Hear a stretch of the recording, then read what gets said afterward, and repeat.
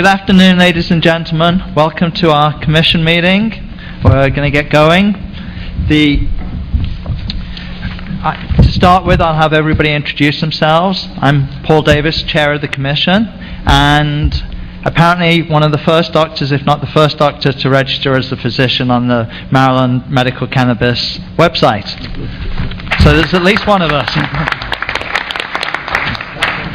Thank you. Okay, Chris, can you start the introductions? Sure. My name is William Chris Charles. I'm the pharmacist on the commission. My name is Robert Laban. I'm a physician from the University of Maryland and director of the pain service of the Baltimore VA. Debbie Mirren, patient advocate. Hannah Byron, executive director. Eric Sterling, I'm an attorney member of the commission. Dr. Nancy Rosen-Cohen, executive director of National Council on Alcoholism and Drug Dependence. Buddy Rob Shaw, chief police in Chevrolet, representing law enforcement. Tina Paul, horticulturist. Kevin Chen, faculty at the University of Maryland, Baltimore Center for Integrative Medicine. John Gontram, representing the Comptroller's Office. John Tronfeld, University of Maryland Extension. Allison Taylor, Department of Health and Mental Hygiene. And we also have Michael Horberg, Dr. Michael Horberg on the phone. Okay, first order of business, approval of minutes. Has everybody had a chance to review the minutes? All right, we have a motion. Do we have a second? Second.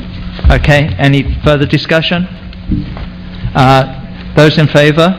Aye. And any nays? Sounds good. All right. Chairman's report. I guess that's me. So here's my report.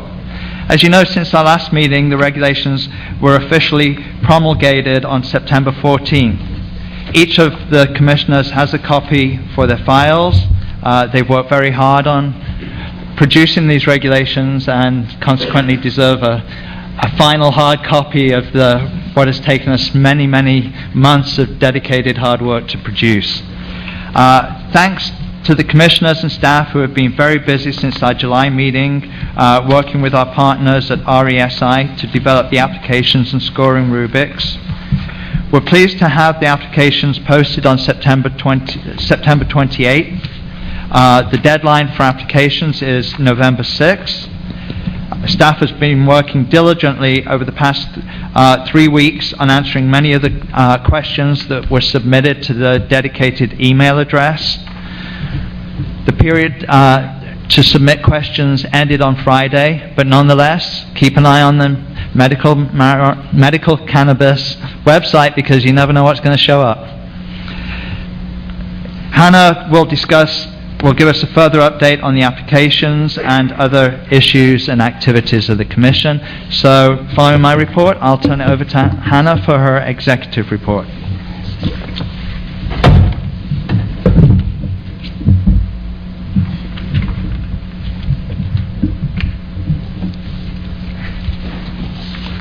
Okay, good afternoon, everyone. How are you? Thank you for being here, and for anyone who is live streaming, we know we always have a large crowd that streams our meetings.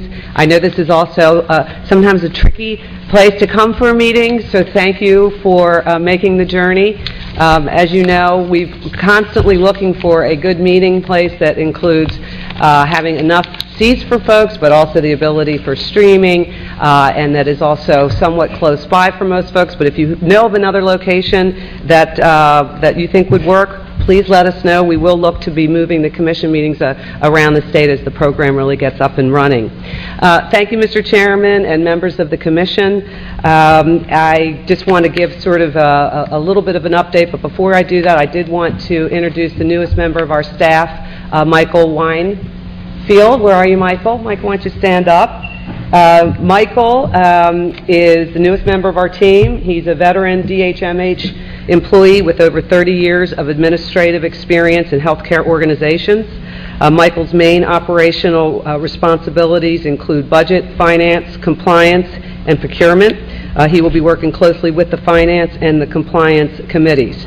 He's really jumped in, and we're really pleased to have him on board, and he's involved with many important issues that we're going to be operationalizing as we move forward.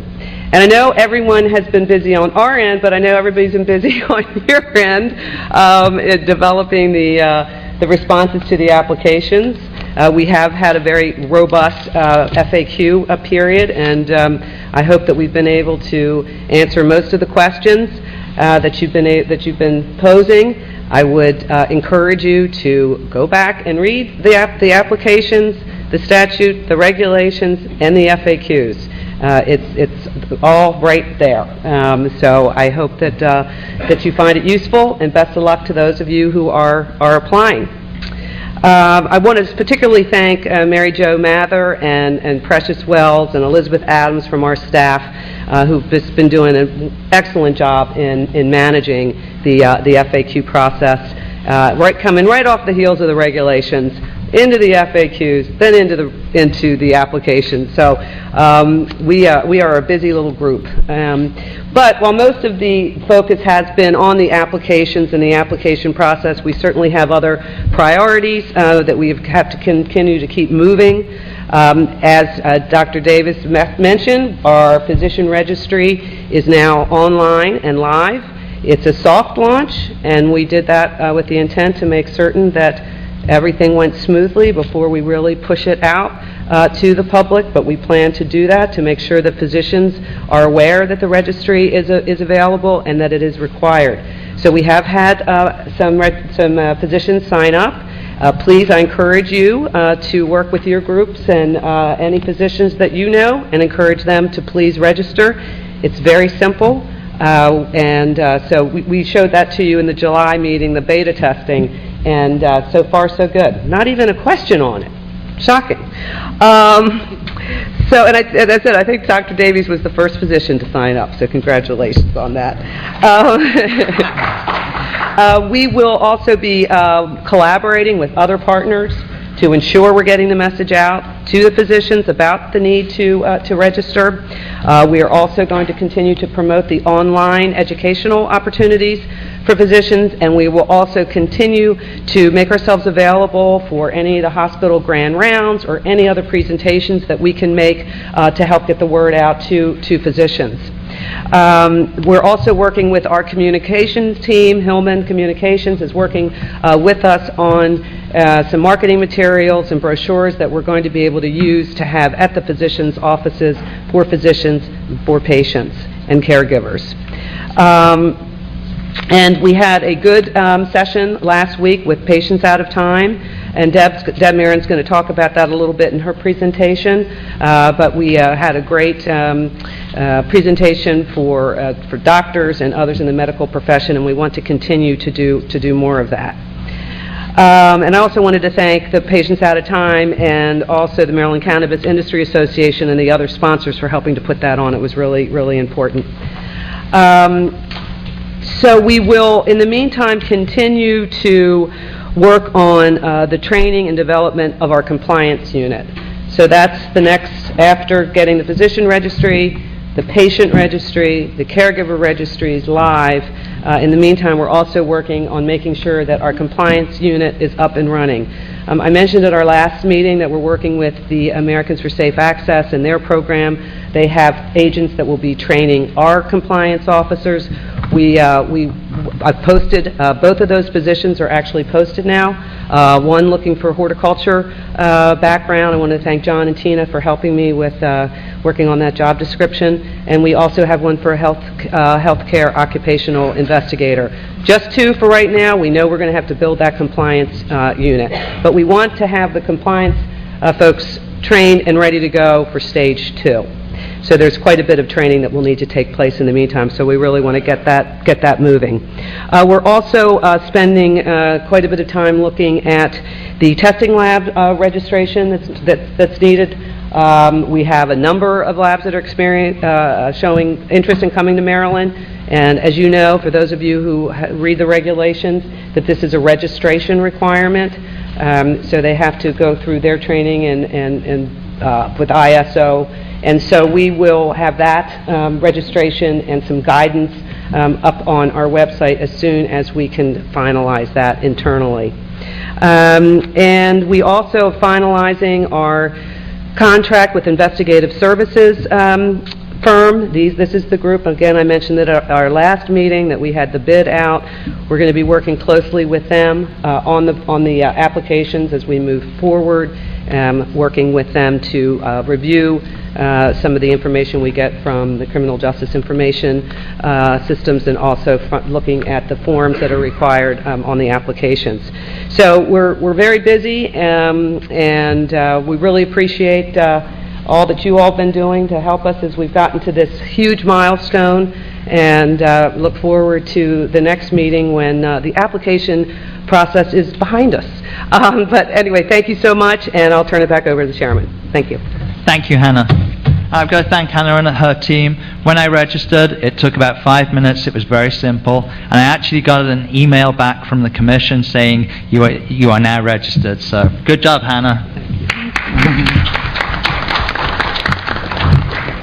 Okay, next we go on to the committee reports. We're going to start with Eric Sterling.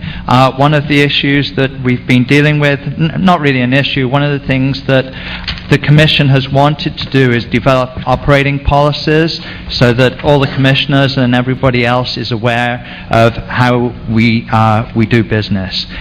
Over the last 6 months, we've had a lot of discussion, reviewing various operating policies, and I'm hoping that we're in a situation today for Eric Sterling to go over those operating policies in whatever detail he feels appropriate, and then take a final vote.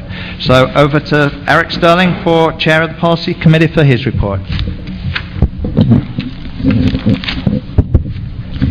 Thank you, Mr. Chairman. The statute authorizes the Commission to adopt organizational policies, and this is a proposed organizational policy that would spell out how the Commission would function. It first simply identifies the membership pursuant to the statute, and then spells out the meetings and the frequency of meetings and the participation of the members of the Commission in the work of the Commission, spells out our guide for parliamentary procedure, restates the state law regarding attendance requirements, provides how members should notify the executive director that they've received notice of meetings, deals with the question of participation by telephone if necessary.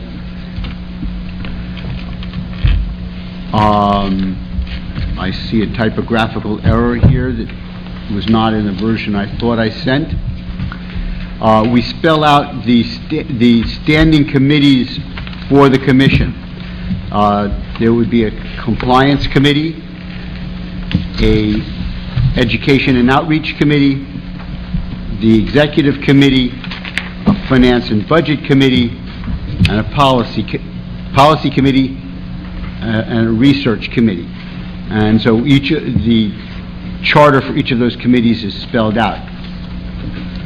We identify the officers of the Commission, the chair, who's appointed by the governor, the duties of the chair, the other officers, including vice chair and the chairs of the standing committees.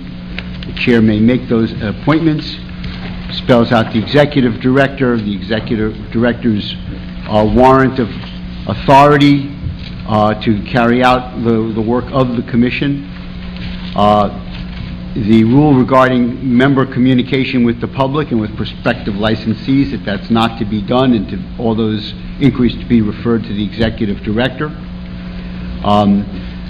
Spells out the requirements regarding conflict of interest, post-commission service limitations, and that members be guided, get notice about the ethics laws and the organizational policies, and then adoption and amendment of the organizational policies.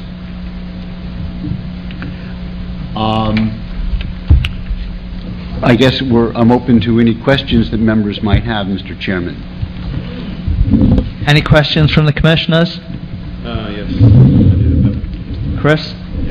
Pass the microphone to... Okay. Thank you, Eric. I have a few pieces I wanted to, I guess, points of information concerning the policies. So the first one I have is under under the Executive Committee, item F, and I am looking at the October 21st document, because that's the one I had to put comments on. So for, let's see, for, under the Executive Committee, it says they can make urgent decisions for the Commission between regularly scheduled meetings of the Commission, and I was wondering if we should be a little more specific as to what type of decisions, because it could be anything. So my question would be, could we say urgent decisions that are not directly under the authority of another standing committee? Would that be a problem? So you're looking at page 4, at the top of page 4, lowercase f, Lowercase in parentheses, the fourth line on page 4. Right here. Right, so yeah, the Executive Committee can make urgent decisions for the Commission between regularly scheduled meetings of the Commission. And my question is, and potentially amendment, would be, can we make this to make urgent decisions that are not directly under the authority of another standing committee? So, I mean, I understand the need for haste in certain decisions, but oftentimes some of those decisions could already be handled just as quickly by another subcommittee that's more specific to that type of question. The reason that this is spelled out in this way, and this is the appropriate way to give an executive committee the authority, is that in not being able to anticipate exactly what the particular urgent matter is, the executive director and the chair would convene the executive committee to address these matters.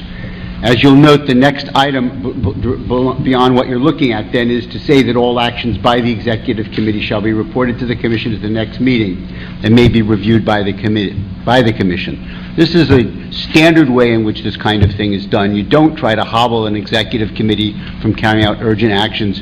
We raise the question of, well, is this in the jurisdiction of another committee or not? That's why you leave it out. Okay. Just wondering if other people were thinking the same thing. So, all right. So we can move on then. I'm not seeing anyone else that seems to have an issue. So, I'm not too worried about that. Next one.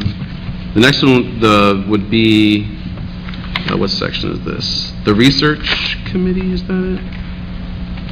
It'll be on the bottom of page 4, capital G. No, it's that same section, but it's line J. So the chair may create additional standing or ad hoc committees as necessary to carry out the work of the commission. Okay, that's not related to the research committee. Sorry, it's in that same section. It's just further down. F, G. Research committee. Yeah. Right. So that's, what is the name of that big section? Point out where it is. Where are you? So it's I'm under on the page committees 5. generally. I'm on page 5, and it's J. Okay, so it's under the chair may receive. At the top of page 5. Right. Are we together? Yeah. Okay. Yeah, so my question is, just in my experience with other organizations, generally the chair can make ad hoc committees, because they're ad hoc, it makes sense. But standing committees generally need to be voted into the policy document. And it's somewhat important because later on in one of the following sections, the chairs of the standing committees are officers as well. So it would, once a standing committee a standing committee, the point is it's always there. It's a function that will always continue. So ad hocs are kind of as needed. So if it's a standing committee, it should be like a decision that goes into our policy document. So is your motion to strike out the words additional standing or? Exactly. Yeah. So I suppose I move to strike the word standing or. Additional standing or.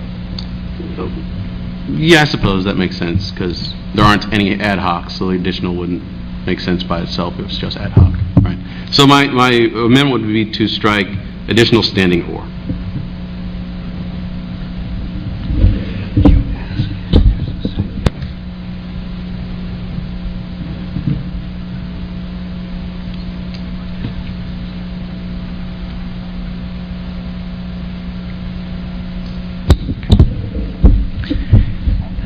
Do any of the other commissioners want to give me any input on I think we need a second. Chris's comments? We would need a second. But I'm just discussing it. Okay, sorry. I know what you're saying, Chris. Yeah, yeah.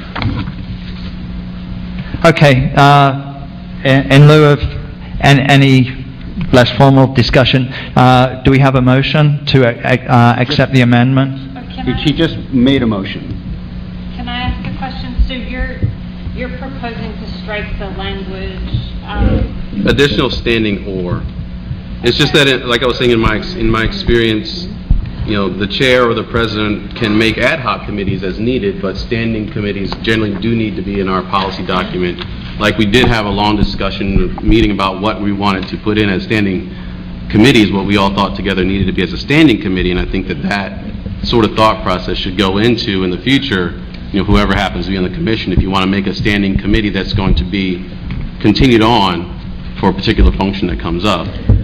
You could always turn an ad hoc committee into a standing committee later, but standing committees do need to be in our document. So I think it's just I just think it makes sense from my experience.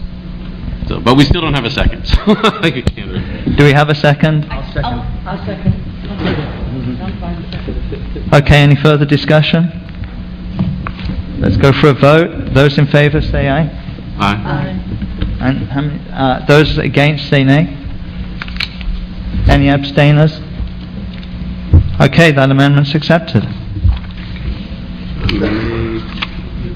That one. This one's a little bit more of it's just, again, from my experience, not having stood on a commission before, but being in an organization where we have trustees. The next issue is under the responsibilities of the executive director, so it'll be on page 6, number D. And it's, I don't particularly want to put it in an amendment. I just want kind of feedback as what other people are thinking. In my experience, with the executive director in organizations I've been involved in must get approval from the board of trustees before contracts are signed. So that's the only thing. It's a different type of organization, so I'm wondering if that would apply to commissions or not so much. So my... I'm sorry. Go ahead, Allison. You have perhaps a little more experience with working with DHMH. So my thought on this is, what this says is execute contracts and agreements, which to me goes to not the deciding whether it should be done, but to the actual execution and formalizing of it. So I mean, in my opinion, that's an appropriate duty for the executive director. Chris, it's not a non-profit or private organization. Right. The Right. executive director is an employee of the state, has responsible to follow the state law in terms of how the different kinds of contracts are going to be made. Right. This makes clear that for all the different kinds of contracts that are necessary and all the different kinds of agreements that are necessary to carry out the work, that the executive director doesn't come to the commission to a quarterly meeting and say, I have these 15 different contracts that have to be approved. Mm-hmm. Are you going to approve them?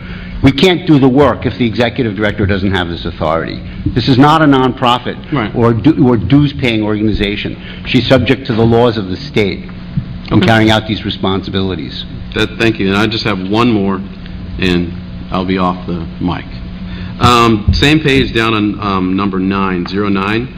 I'm just wondering, to the post-commission service limitations, I'm wondering, I guess, just generally why it's necessary to have this section where, we are already subject to the ethics law as it is, and, as stated, we're specifically saying the 2014 public ethics law. What if the law changes? I mean, it could introduce issues down the road, because we're already under the purview of the ethics law, so far as... So the name of the law is the 2014 Maryland Public Ethics Law. This particular language has been reviewed by the Assistant Attorney General.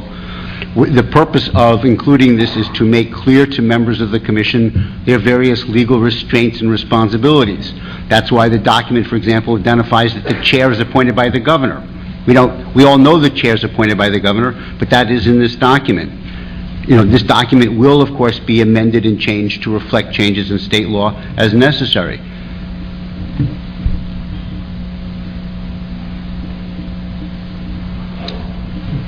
Just, I suppose, could it be to say pursuant to the, the most current Maryland public ethics law, so that we don't have to have a vote to change it if, in the event that the public ethics law is updated? Well, typically what happens is when a law is updated, the references to the law refer to the law as updated.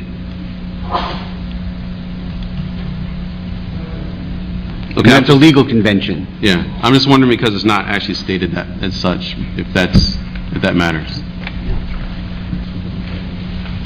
that okay? As I said, the language was reviewed by the Assistant Attorney General. It met the review of the Assistant Attorney General. Okay, all right. I'm done. Thank you. Anybody else? Questions for Eric? Okay, let's have a motion to accept the organizational policies as amended. I'll make a motion. Okay, and second? Second. Okay, further discussion? Those in favour say aye. Aye. Any nays? Abstainers? All right, we accept the organizational policies as amended. Thank you. Thank you, Mr. Chairman. The other thing I'd just like to say on behalf of the Policy Committee is to commend the staff. There have been an enormous number of questions submitted to the staff regarding the various applications. And the staff has worked incredibly hard to prepare answers to those questions. There are many questions, they are complex, and I'm just astonished at the diligence that our staff has demonstrated in this work. Thank you, Eric. Okay, next, talking about hard work, Debbie, can you give us the Educational Committee report? Good afternoon, everybody. Glad to see you here. I just have a few things. First of all, we had a very successful first physicians primer last Thursday. We held it at the Maryland Pharmacists Association new facility in Columbia. We had room for 65, and I think there were people that were standing, so we had excellent attendance on short notice. Our speakers were included Eric, who gave a wonderful update on what the commission has been doing. Mary Lynn Mathry, a nurse, gave a nurse's perspective.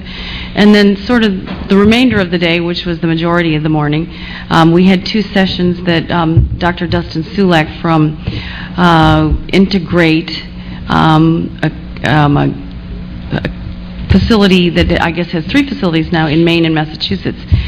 He's a practicing physician and he's also a researcher. Anyway, he gave us a very detailed overview of the endocannabinoid system. He gave a good amount of time on clinical experience.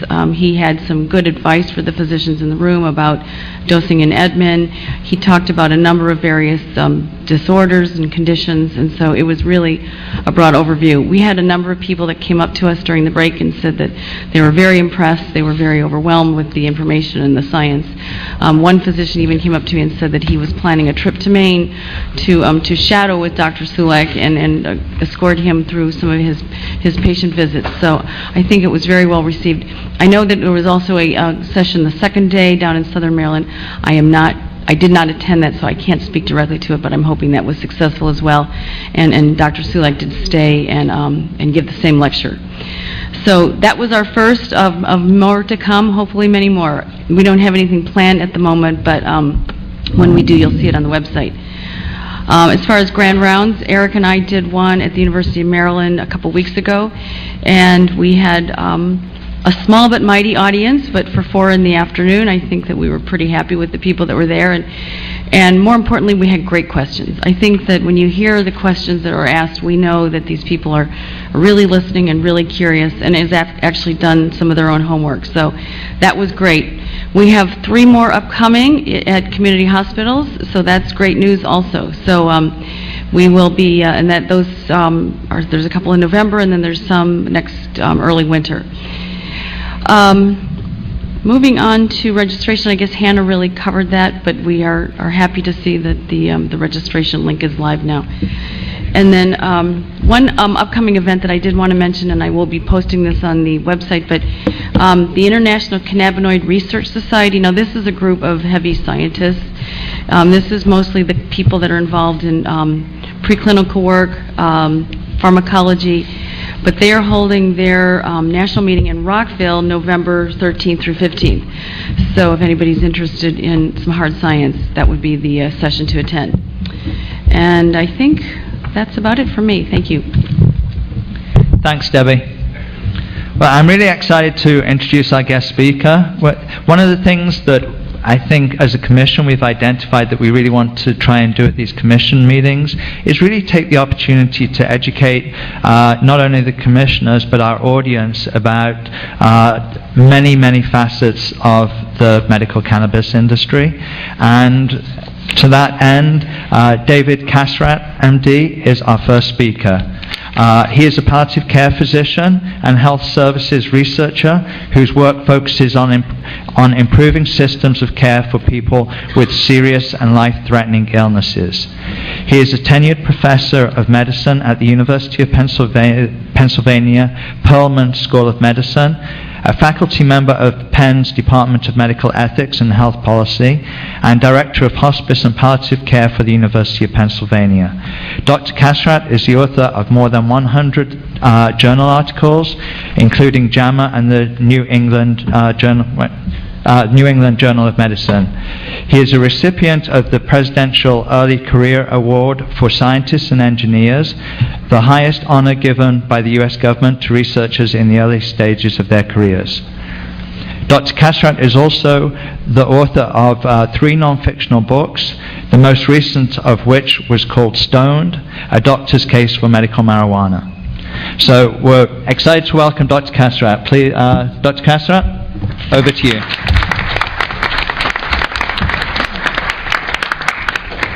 Thanks. Good afternoon. It's great to be here.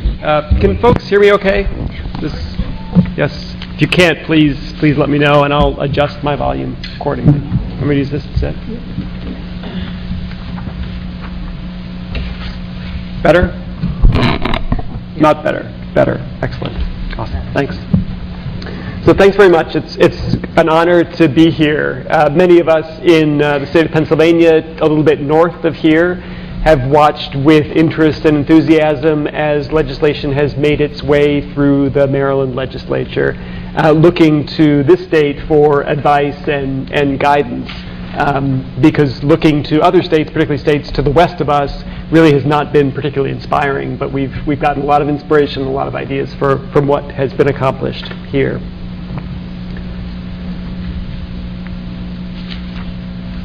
Thanks. So before I begin, a few conflicts of interest to be clear about. I don't do any consulting work for the medical marijuana industry. I've been, not surprisingly, approached by several organizations starting businesses, but have not signed any forms, certainly have not received any payment from anybody. Nor, by the way, do I participate in any consulting or speaking for the pharmaceutical industry. This ultimately is the question that I think many of my physician colleagues are wrestling with now, and I imagine this is a question that resonates with many of you who are active and or becoming active in this world. Trying to figure out whether marijuana, or cannabis as it's more appropriately known, has medical benefits.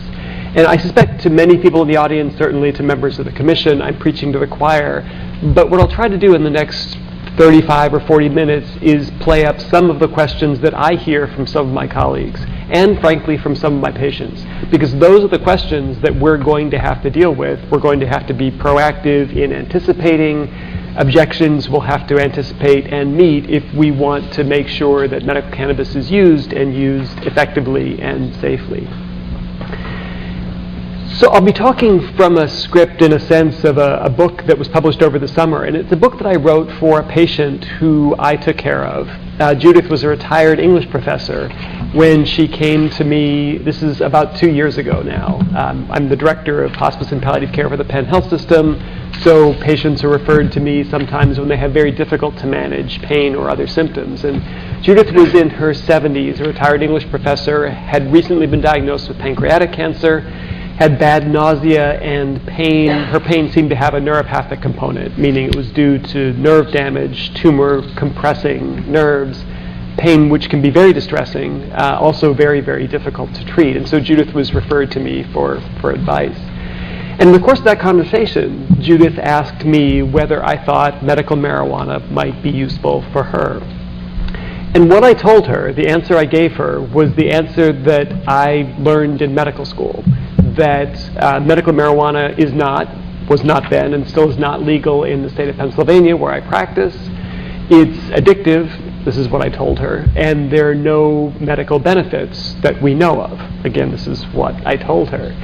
And remember, this is a retired English professor who had spent the previous 45 years of her professional life making life difficult for unwitting undergraduate students, giving them a hard time. And she took those same skills of cross-examination and applied them to me. And she said, "Oh, really?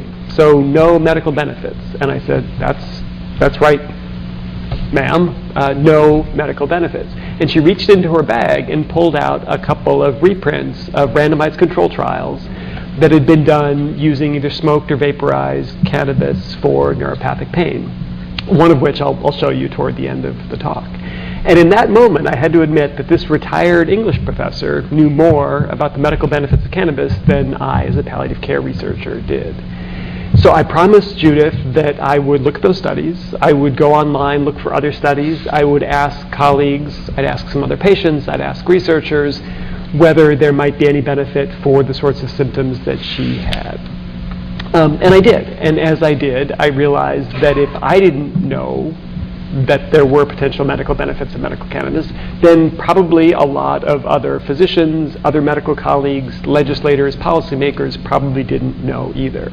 And so it's in that process over the next couple of weeks of figuring out how to answer that question that Judith posed to me that I decided this is really something that deserves a thorough, comprehensively researched and unbiased book. So finally I got back in touch with Judith, gave her my recommendation and said, again, I can't recommend medical marijuana for you. It's not legal in this state, but based on the studies that you showed me and a few other studies I found, it looks like there probably is some benefit for the kind of pain that you have.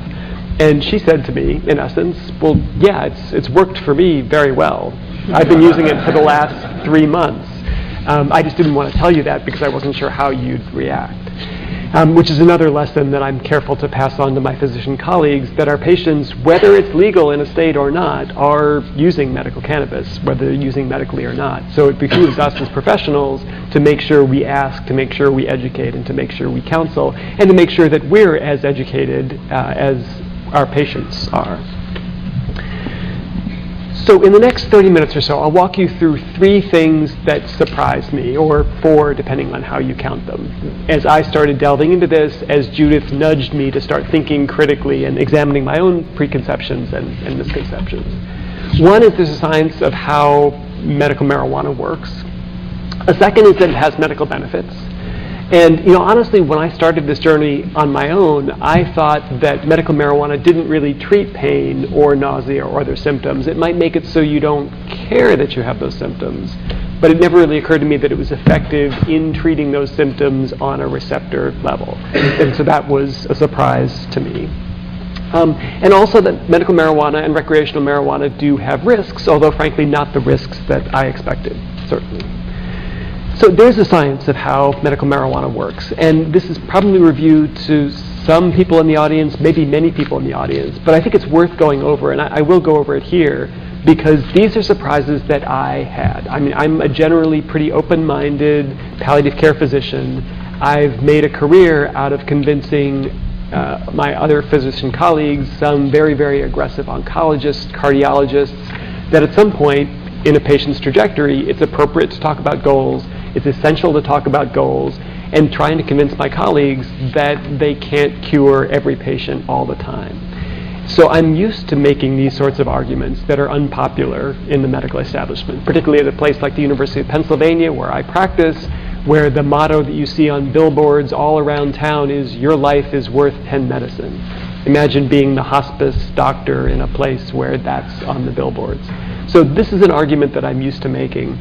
And I'll share you some of the tricks that I've learned along the way in trying to talk my physician colleagues not into using medical marijuana. That's not my goal, but at least trying to convince them to be a little bit more open-minded than they sometimes are. So these two species of cannabis, I think everybody's familiar with. I put this slide up here because one surprise to me is how much of the advertising that's out there about various benefits or effects of sativa or indica strains really aren't borne out by the data. If you really look at ads by dispensaries, you'll see lots of advertisements that indica strains have these properties, sativa strains have these properties, and to a large degree, if you actually unpack the chemical components, THC, CBD, cannabinol, and other components, cannabinoids in various strains and species of cannabis, lots of those are not borne out by the evidence. And in fact, there are some indica strains that look, in terms of their cannabinoid profiles, more like so-called classical sativa strains and vice versa. So this was eye-opening to me as I realized that a lot of what's online and a lot of what my patients are seeing is not borne out by the evidence, and that a lot of dispensary owners are really building up these claims based on a lack of data. The other thing I've learned to educate my physician colleagues about is where cannabinoids come from in the cannabis plant. They're not evenly distributed. They're concentrated in these trichomes, which you see on the right. Again, review, I think, to many people in the room, but eye-opening to many of my colleagues who really haven't taken the time to think about what the active ingredients in marijuana are, where they come from, and how they're extracted. Several points here I try to make when I'm talking to my physician colleagues. Most of my colleagues, and I'm sure all of you, know what THC is, know what CBD are. THC is, I tell them, the cannabinoid that's responsible for the high euphoric effects of marijuana, of cannabis. Also can be responsible for some of the negative effects like anxiety and insomnia and paranoia.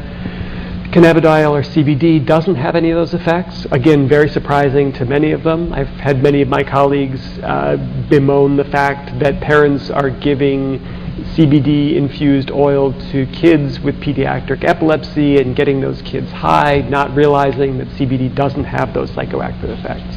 So I find myself constantly on the soapbox doing that sort of education. The other surprise to me, which I didn't realize and really took me a while to figure out, is that although we talk a lot about THC and CBD as the active ingredients, quote unquote, in cannabis, there really are lots of other cannabinoids out there. What's surprising to me is how little we know about so many of those. Most of the research has been done on THC, to a limited degree on CBD, but these other cannabinoids may have enormous therapeutic potential. Also, I guess, risks, but mostly therapeutic potential, but we just don't know. The other thing that's been fascinating to me is that there are right now more than 100 synthetic cannabinoids that are out there, synthesized in a laboratory. We're not really sure what they do. They're often used recreationally, at least some versions, but their full potential hasn't been explored either. I won't talk about that in more detail, but it's worthwhile keeping in mind that when people talk about cannabis, when people talk about medical marijuana, they're talking for the most part about THC and CBD, but ignoring, also for the most part, dozens of natural cannabinoids and more than 100 synthetics that are also out there. Receptors, again, I'm pointing out to you some of the things I try to educate my physician colleagues on. I try to explain to them whenever I can that marijuana doesn't just make you high. The active ingredients in marijuana, THC, CBD, other cannabinoids, bind to very specific receptors in very specific locations.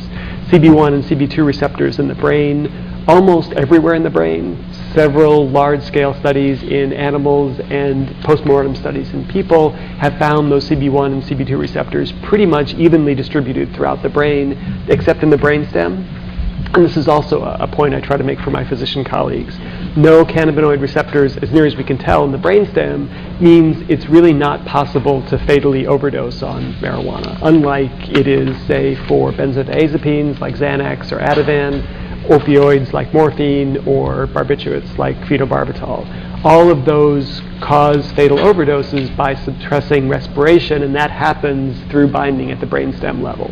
But if that doesn't happen, then it's not possible to overdose on marijuana. And that's honestly surprising to me, a surprise to many of my physician colleagues who are so used to, this is kind of an interesting lesson here, physicians are so used to the risks of overdose of some of their medications that they prescribe frequently, that the idea that it's not possible to overdose on a drug or a therapy is surprising to them as well. Another surprise to me was that we're not born naturally with cannabinoid receptors, that the active ingredients in cannabis do their thing. They act by essentially hacking into the endocannabinoid system. And this is a system that I never learned about in medical school, and I'm guessing medical students still aren't learning about. Certainly the ones at Penn are not learning that there's an endocannabinoid system that's present in most cells of the body. But the man who got me interested in the science of cannabis is this man, Raphael Mechoulam, who's widely regarded as arguably the grandfather of medical marijuana science, is a researcher at Hebrew University who has been doing basic science research on cannabis and cannabinoids for almost 50 years now. And it was he and his team who initially managed to synthesize THC, defined THC and cannabinoid receptors, and coined the term anandamide, or the bliss molecule. Bill Devane, who was one of the junior faculty working with Mechoulam at the time, back in the late 90s, was also studying Sanskrit, because I guess that's what you do for fun when you're a biochemist. You study foreign languages. And ananda is Sanskrit for bliss, and so Bill named anandamide, which is a naturally occurring endocannabinoid, the bliss molecule. And I was surprised to learn that THC, CBD, and other cannabinoids work by hacking into that system and essentially fooling the body into thinking that what's binding to that receptor is 2-AG or anandamide or other naturally occurring molecules. So we don't have natural receptors for THC, but we do have natural receptors for these molecules and many others, which is fascinating to me and to many researchers like Mechoulam, because it suggests that there are enormous opportunities potentially for research, therapeutic research involving cannabinoids. If there are these receptors in cells throughout the body, from the GI tract to the thyroid, the brain, the reproductive system, then in theory it might be possible to use binding at those receptors to begin to effect therapeutic changes if we understand what those receptors do and how they work.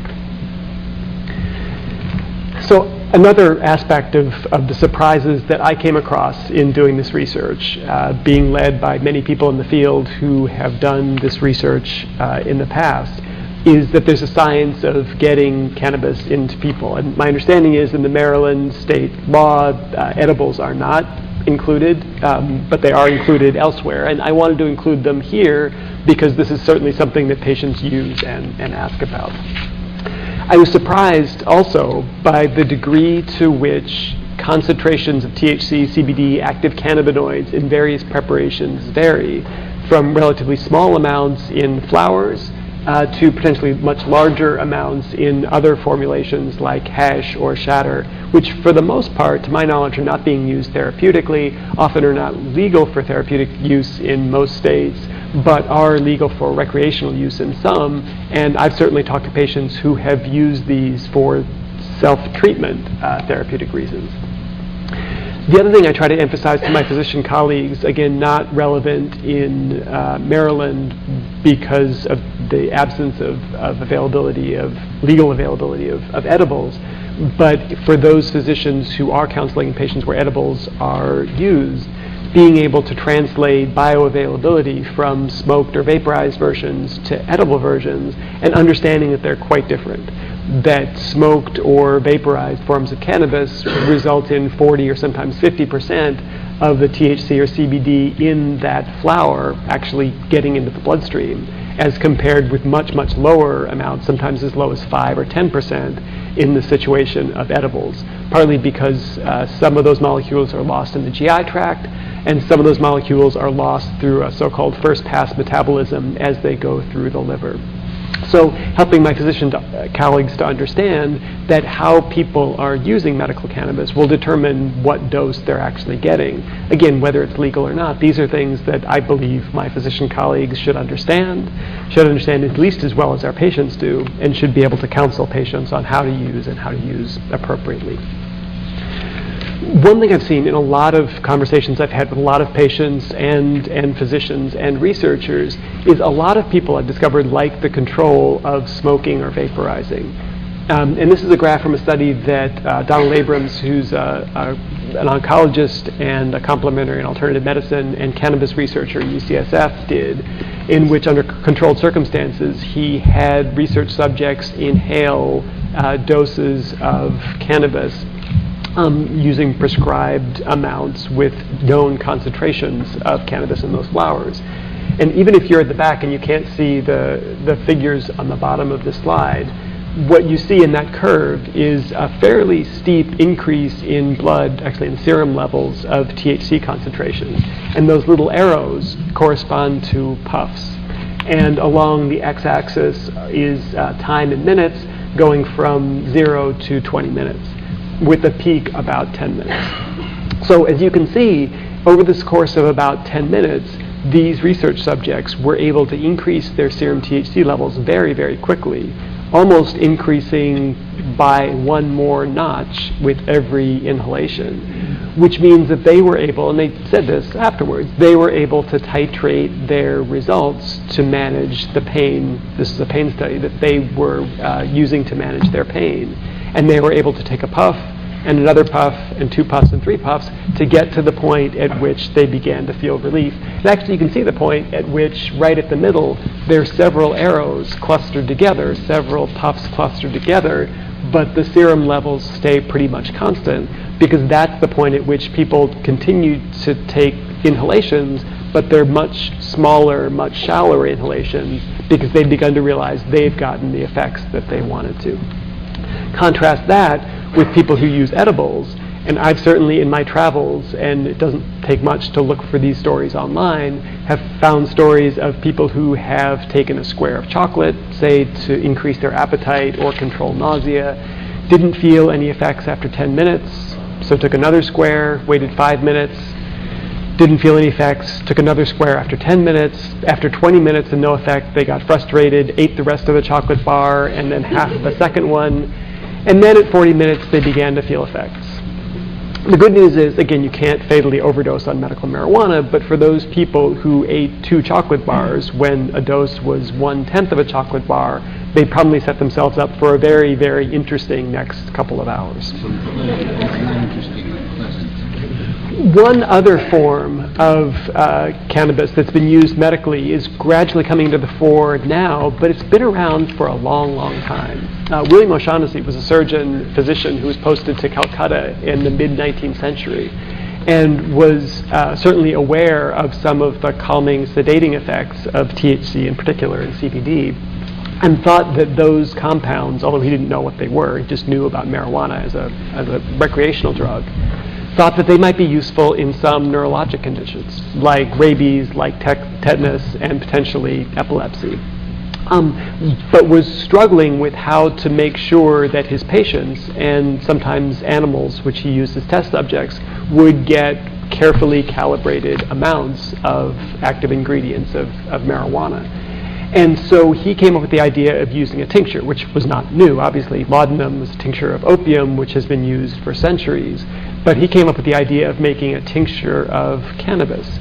So large amounts of cannabis extract, in this case hash, dissolved in very, very small quantities of alcohol, with the advantage then that he could give one dog or goat, which are common research subjects, and ultimately people, 1 drop, and then give another dog or a person or a goat 2 drops, and be confident that that second research subject was getting exactly twice the dose of the first. And that seems like a trivial advance to those of us who go to the corner drugstore, look for a bottle of pills that have 500 milligrams of acetaminophen in them. that ability to titrate doses very carefully seems trivial to us in the modern day, but 150 years ago, that was enormous. That meant that he could figure out exactly what his research subjects were getting, and he could escalate the doses, knowing exactly what they were getting.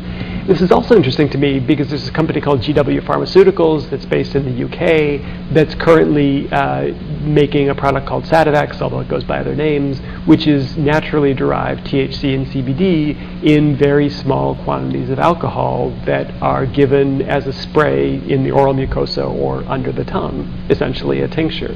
So this is something that we've known about for 150 years, but which companies are finally beginning to recognize.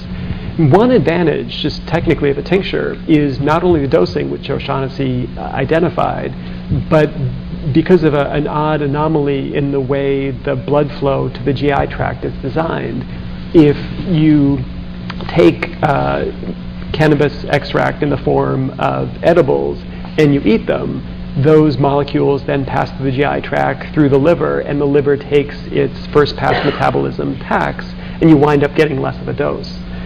Those blood vessels that come from the oral mucosa, on the other hand, bypass the liver.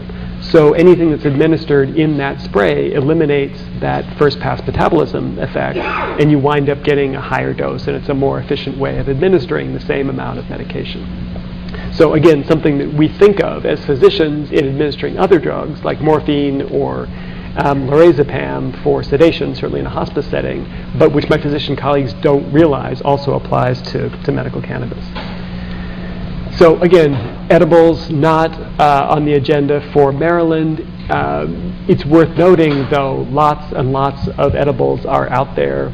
Most of them are legal, many of them are illegal. Many of them, frankly, are making it into Pennsylvania. I'm hearing about them in my practice. None of these are legal in Pennsylvania, but I'm learning through talking with my patients that anything that's available in a grocery store, somebody has managed to put the active ingredients of marijuana into. Sometimes for therapeutic purposes, also obviously increasing the risk of mistakes, errors, and diversions. I'm honestly not sure what the future of medical cannabis delivery looks like, but there are a lot of companies out there that are very, very interested in the process of vaporization, which is the process of heating sometimes the flower, but also other preparations to a point at which THC, CBD, other cannabinoids evaporate and can be inhaled, but not so hot that the flower itself begins to combust, resulting in tar and particulates and other things you don't want to inhale. There are companies like the makers of the Volcano, whose marketing is still geared toward recreational users, hence its motto that apparently it's great for parties, as the picture illustrates. But I've met many patients who are starting to use the Volcano because they want some of the therapeutic effects of cannabinoids that are inhaled, but either they have lung disease or they don't want the risk of lung disease, and so they don't want to inhale smoke, especially if they have lung disease already. Other devices like this, which as far as I know is not on the market yet, made by a company called Paliatech that promises to create pre-measured canisters or ampules of an oil or other preparation containing known amounts of THC and CBD, banking on the fact that at some point science will catch up and physicians will make recommendations for using 12.5 milligrams of THC and 5 milligrams of CBD every 4 hours as needed for pain. And there's interest in developing these sorts of devices that then, once the science is there, will actually be able to deliver those amounts and those ratios as prescribed by a physician or as prescribed by the evidence. I will tell you, I don't think we're not nearly there yet in terms of the evidence, but there are companies now that are trying to get ahead of that curve. I also tell my physician colleagues that many of their patients probably are making edibles, whether or not they're legal in the state in which they live, and I told my physicians that it's really not that hard to do. Cannabinoids can be leached out of the flower by any solution or any substance in which they dissolve. Alcohol, ethanol is one, lipids, fats, oils are another, and so pretty much every patient I've talked to, in the process of researching this book, I talked to easily 100, had some recipe for making their own form of edibles. Some of these recipes are more effective than others, but it's important to note that if we assume that our patients are not using edibles because they're not legal, we're probably missing the boat for at least some patients. So, benefits. This is another surprise to me, that there really are, as I indicated before, more medical benefits than I had imagined, although frankly, not as many medical benefits as many dispensary owners claim. I've seen lots of claims out there ranging from preventing Alzheimer's disease to curing cancer.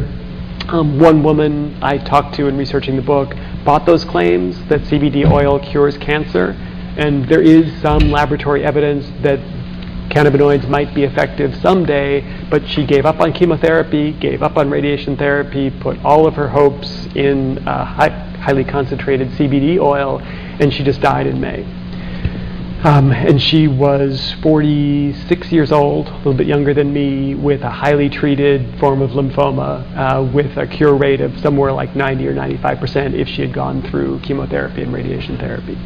So there are lots of these claims out there, and I think part of our job, both as policymakers and regulators, in my case as a physician, and educators, to make sure that my patients are able to weigh some of those claims and make intelligent, informed decisions. If you look, as I have, at which conditions qualify as qualifying conditions under state law, I'm struck by how much variation there is. Just check out PTSD as one example. So PTSD is a qualifying condition for a medical marijuana recommendation in California, but not in Colorado, which doesn't make any sense at all to me. To say that medical cannabis is effective for treating a condition in one state, but not another, is a little bit like saying cisplatin-based treatment for breast cancer works in Houston but not in Boston, moderately effective in Denver, not effective in Miami. Makes no sense. Either it works or it doesn't. But the process of putting state laws together has been so messy that there's huge variability in what's allowed and what's apparently supported by evidence. So how much evidence is there really? And rather than taking you through a list of conditions, what I thought I'd do is point to an article that was published in the Journal of the American Medical Association probably 4 or 5 months ago now, which was a meta-analysis, so-called because these researchers from the UK, Bristol in England, went through all of the research studies they could find that evaluated the impact of cannabinoids. Keep that phrase in mind, cannabinoids, all cannabinoids, for a variety of conditions, including many of the ones I'd listed in the last slide. So they were interested in smoked or vaporized cannabis, yeah, but they were also interested in synthetic cannabinoids like THC, dronabinol, like CBD, as well as other synthetic cannabinoids that have been created in the lab. So they cast this net very, very broadly and were very, very inclusive. So what did they find? They found moderate evidence, meaning maybe it works and maybe it doesn't, for neuropathic pain and muscle spasticity, especially in multiple sclerosis. That was one of the most common conditions they found clinical trials for, mostly because GW Pharmaceuticals, makers of Sativex, have really focused on muscle spasm in MS as a potential indication. And weak evidence, meaning it probably doesn't work, or at least as far as we know it doesn't work, for nausea, for weight gain, and for sleep. Remember some of the other things on that list, like PTSD, didn't make the list at all because they couldn't find any evidence that it did. And I remember looking at these evidence gradings and being surprised, especially since in the book that I had just written and sent off to the publisher for publication, I had spent a good 10 pages talking about what we know about how cannabis might help patients with PTSD, for instance, and that didn't even make the list. So I decided to unpack this a little bit. Remember I told you about Judith at the beginning of this talk. She pulled a couple of articles out of her handbag. This is one of them. This is a study by an anesthesiologist named Barth Wilsey at UC Davis in California, who has done, I think for my money, at least as many, if not more, studies on smoked or vaporized cannabis for neuropathic pain than anybody else out there. High quality, to my vision at least, high quality studies. And this was one of the studies that Judith pulled out of her bag, one of the studies that I read, and one of the studies that I used to call her up and say, well, based on these studies, it looks like medical cannabis might be beneficial for people who have neuropathic pain like you. This study, though, in that meta-analysis I just showed you, was called a weak study. So I was curious, why did they think of it as a weak study? It was enough for me to call Judith up on a Saturday morning and say, yeah, I think it's worth a try for you. Well, that meta-analysis pointed out that it did have some strengths. It was a randomized controlled trial, blinded with a placebo control, multiple doses, all of which were strengths. But it pointed out two weaknesses, which I think are just fascinating. One is that study, Barth Willsey's study, only included 39 subjects. And the researchers who did that meta-analysis downgraded the quality of, and therefore their rating of the importance of, any study with fewer than 200 patients. Which is fair, I think, if you're a researcher or a policymaker, and frankly as a physician, we all like to see larger studies. Keep in mind, though, that as of right now, there's really no significant federal funding for medical cannabis research in the United States. And without federal funding for research, it's really, really hard to get the funding that you need to do those sorts of large clinical studies. That doesn't mean the study necessarily deserves a pass, but it does make me realize that using those fairly stringent grading criteria, you've basically limited almost all of the trials that have been done in the United States on cannabis or cannabinoids because they're small, because we don't have much funding. And the second point is also a challenge. They thought that the researchers thought that blinding was imperfect because some subjects knew whether they were getting the active treatment or a placebo. And there is, by the way, placebo marijuana from which cannabinoids have been extracted. And again, I think that's a big challenge to the research world of folks who are doing cannabis research, because it is hard, honestly, to blind people perfectly. Some people are going to know that they're getting active marijuana, and some people are going to know they're going to be getting the pharmacologic equivalent of oregano. And frankly, if you can't tell the difference between the two of them, you're probably not paying attention. But that's a fundamental problem with what we're trying to study, and it's not going to go away. So with those two criteria alone, those researchers basically dismissed, or almost dismissed, a lot of the research that's out there. So that study, the meta-analysis I showed you, got a lot of attention because one of the conclusions that many folks in the media drew was, well, medical marijuana has no benefits. And in fact, it does have benefits, but it really depends on how you define those benefits. And that's ultimately what I think many of us in this room and state by state are going to need to figure out. And the question I would ask you to consider, and perhaps we can talk about it in the question and answer session at the end or later on in future deliberations of the commission, is how much evidence do you need to get something on the list of qualifying conditions?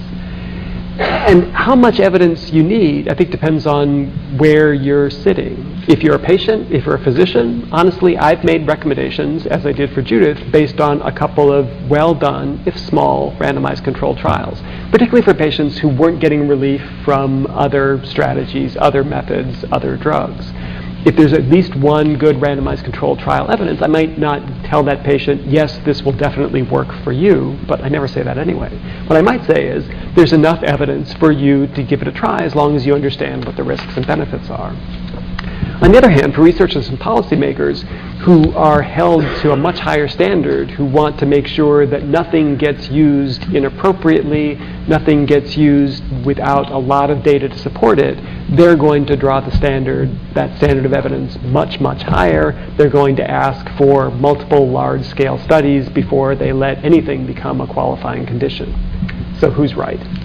Well, arguably, I think both groups are right. If you're a patient, it makes sense to make the decisions based on one randomized controlled trial or two. If you're a researcher or a policymaker, and that's your job to protect the public health, it makes sense potentially to raise the standard of evidence higher. There's an interesting parallel that I've been thinking about a lot as I've talked with colleagues who work in this area.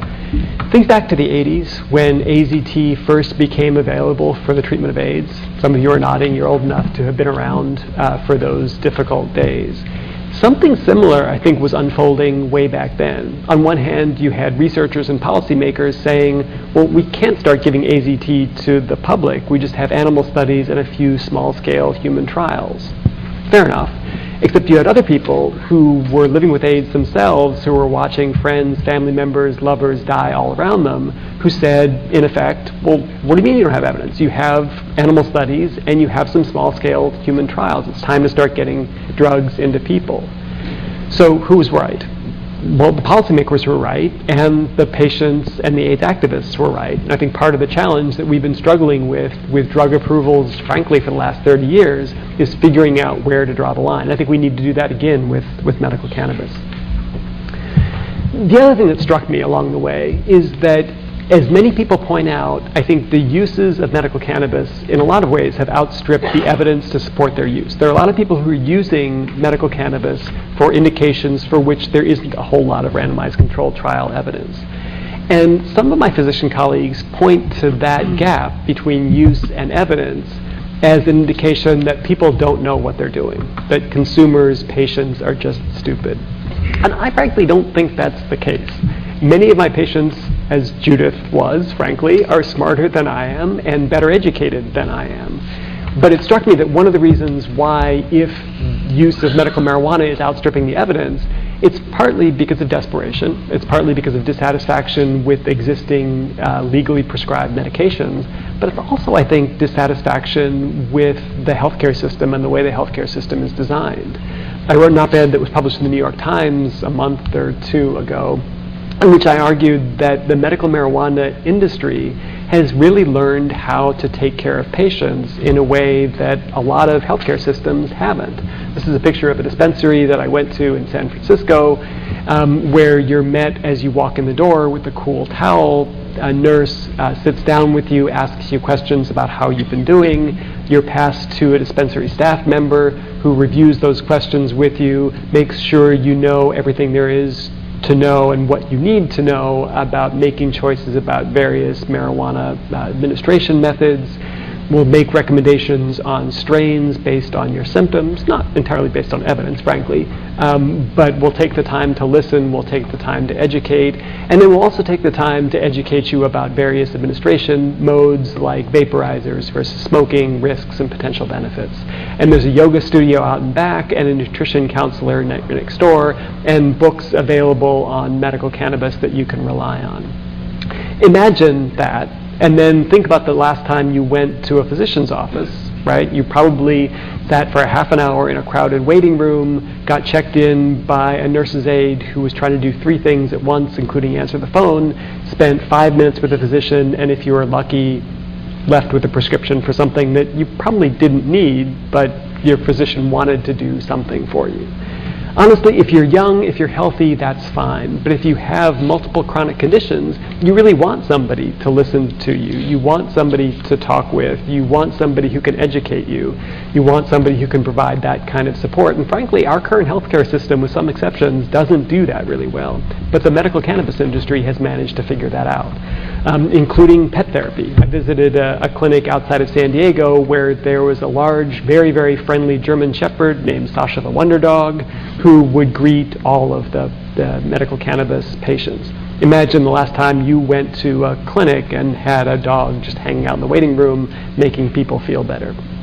So if there is a gap between what people are hoping for from medical cannabis and what the evidence shows, at least so far, it's partly, I think, dissatisfaction with the healthcare system. And I think one of the pieces of advice that I give to my physicians most often is you should really look to the medical cannabis industry, because they've managed to figure out things that we as physicians really need to figure out as long as we want to continue seeing patients. And so last but not least, wrapping up, I promised you a quick discussion of risks as well, keeping in mind that a few we know about, but many of which we don't. The other thing I've been struck with in looking at claims of marijuana dispensaries in other states is there are lots of claims out there that medical cannabis is perfectly safe.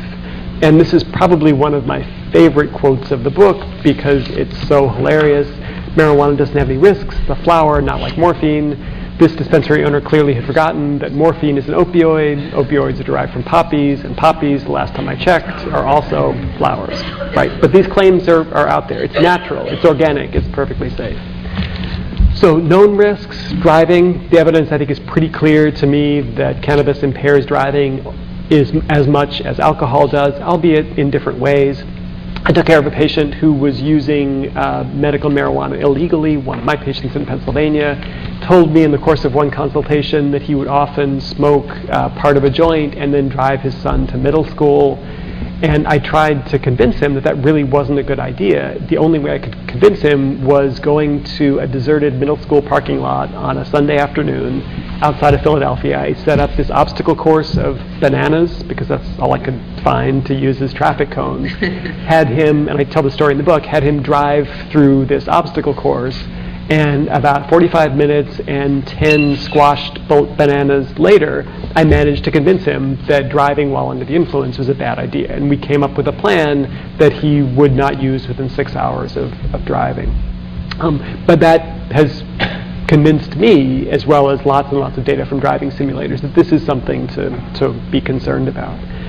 Addiction, also a concern. I honestly never really thought that addiction to marijuana was a real syndrome. It turns out to be. Probably not as severe, not as serious, not as life-threatening or life-destroying as addictions to cocaine or heroin or other substances, but it is real, as is, by the way, a syndrome of cannabis withdrawal. There is a withdrawal syndrome of increased anxiety, insomnia, restlessness, which happens to as many as 30 or 40% of chronic users. Again, not as serious or as common as withdrawal syndromes due to, say, heroin, but it is a real syndrome. And last but not least, of the known risks at least, something really odd called hyperemesis syndrome, which is a syndrome of, as the name implies, excessive nausea, vomiting, very, very difficult to manage, which occurs in chronic cannabis users. Stops when people stop using cannabis. Nobody's quite sure why it's caused by or where it comes from. But again, something I tell my physician colleagues to be alert for, especially since nausea, vomiting is one of the reasons why we use marijuana in treatment. On the other risks on the right, this is my judgment call, but honestly, I would still classify most, if not all of these as possible, meaning that there is some evidence for an increased risk of most of these outcomes with chronic recreational cannabis use, but there have been other studies that haven't found any use. Myocardial infarction is one example. There are a string of studies that were published probably about 10, 12 years ago that had increasing evidence in small studies of an increased risk of a heart attack, and then one large-scale, long follow-up definitive study that found no effect. But that's sort of the level of evidence we have now for a lot of these risks.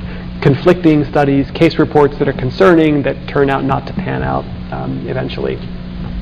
One I thought was worth pointing out, lung disease. You'd think, or at least I thought when I first started this, that chronic cannabis use recreationally or medically would be associated with chronic obstructive pulmonary disease or emphysema and or lung cancer, including ear, nose, and throat cancer. And it turns out that's not the case, which is a surprise to me. You'd think that inhaling the same sorts of tar and particulates that are present in tobacco would cause the same sorts of lung damage. But in several large-scale studies, and what I cited here is a review by Donald Tashkin that summarizes some of the other studies that he's done, follow-up of up to 22 or 23 years has found that there's no increased risk of significant pulmonary damage. There are subtle changes in pulmonary function tests. These are measurements of the way that the lungs work in a controlled testing environment, but the amount of change that they found in these follow-up studies weren't enough to cause any symptoms or any clinical impact, and no increased risk of cancer. Think for a moment about what might be going on and how that might be. As we wrap up, just one question to the group. Any idea why tobacco smoking chronically causes COPD, emphysema, lung cancer, but chronic marijuana smoking doesn't? Any ideas? Additives, maybe. Volume. Say a little bit more about that. How often you use it? Cigarette smoking, you might. Right, how often you use it. So you're right, it may be additives, but what Donald Tashkin thinks, and this is the most obvious explanation to me, probably not the only one, but the most obvious one to me is it's just a matter of volume or dose. Typically, I used to work in the VA, so many of the veterans I took care of who had lung cancer or COPD would smoke 2, 3, 4 packs a day for 30 or 40 years. Imagine what kind of shape you'd be in if you smoked 60 or 80 joints a day for 30 or 40 years. your pulmonary function tests would probably be the least of your problems. So it may be that if you smoked that much, marijuana would cause those sorts of changes, but in the doses in which people use it, as near as we can tell, chronic marijuana smoking doesn't seem to lead to any of the complications that you get from tobacco smoking. A couple of cautions which I share with my physician colleagues, and I'm sharing with you because you and we are going to see a lot of these case reports and studies I predict coming out in the next 3 to 5 years. Lots and lots of scrutiny on medical cannabis, lots of scrutiny on risks in particular. So several things to watch for. Case reports are common. Lots of case reports of somebody who had a stroke, presented to the emergency room, and was reported to have used cannabis in the last 30 minutes. Does that mean that that joint caused that stroke, or was it coincidence? It's hard to tease that out. It's ultimately impossible to tease it out about those case reports, but these sorts of case reports I predict are going to become more common in the literature as people start paying attention to medical cannabis more, as emergency room physicians and other physicians start asking about use. We're going to see a lot of these case reports, many of which will turn out not to be any real association at all, but will probably be interesting enough to some editor at some journal to get published. Probably the second point is the most important, and this is something I think for us all to be very, very wary of, that I would say 99% of the research out there on risks of chronic cannabis use have been done in recreational users. And that's important because the people who use recreational cannabis and the way in which they use it are often very different than the sorts of people who use it medically and the way in which cannabis is used medically. And so to say, for instance, that somebody who starts using cannabis recreationally at age 12 smokes on average 7 joints a week for a period of 10 years, along with many other drugs like crystal meth, like OxyContin, and then develops a psychotic break at the age of 23, that doesn't necessarily mean that somebody using it medically for insomnia once a week is necessarily going to be at the same risk. She might, but we don't know. So at this point, lots of people are looking at recreational use and those risks and extrapolating those risks to medical users. And the truth of the matter is we just don't know. There may be fewer risks long-term in medical users. There also, to be fair, there may be other risks that we haven't anticipated yet.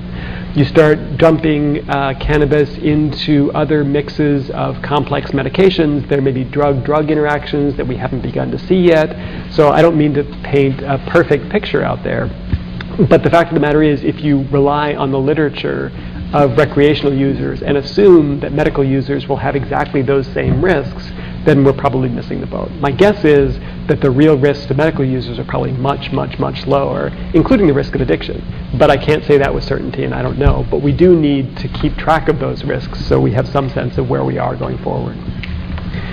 So just wrapping up, an idea that I hope the Commission will start thinking about and hope we'll all think about in other states.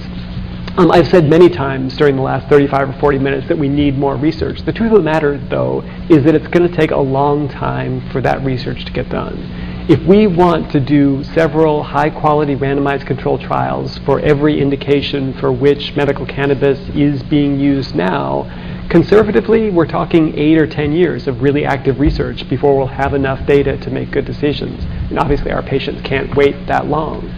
And so what I've started to think about is ways in which we could begin to crowdsource research, ask people who are using medical cannabis to describe their experiences, describe those in anecdotes, describe those in terms of ratings of symptom scales, not to take the place of randomized controlled trials. I think physicians like me will always want randomized controlled trials.